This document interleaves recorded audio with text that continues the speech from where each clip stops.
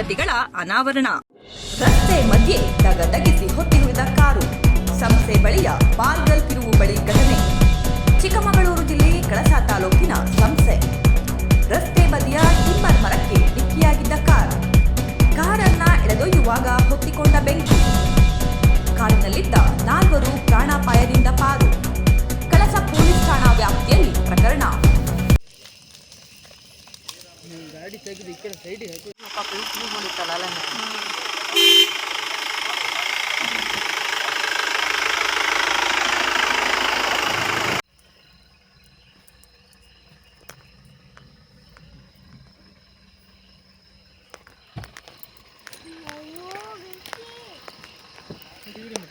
ಅದೆಂತಂತೆ ಬೆಂಕಿ ಇರ್ತೋಗಿದ್ದು ಗಾಡಿ ಅಂತ ಮನುಷ್ಯರು.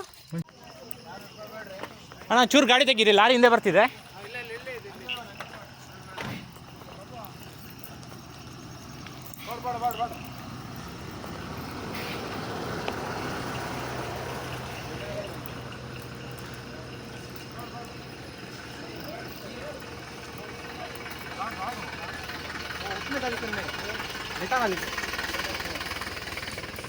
ಭಯ್ಯ ನಿಮ್ದು ಇದಕ್ಕೆ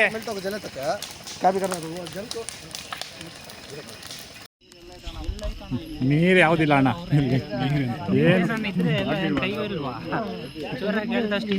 ಸಿಗ್ಬೇಕಲ್ಲ ನೀರು.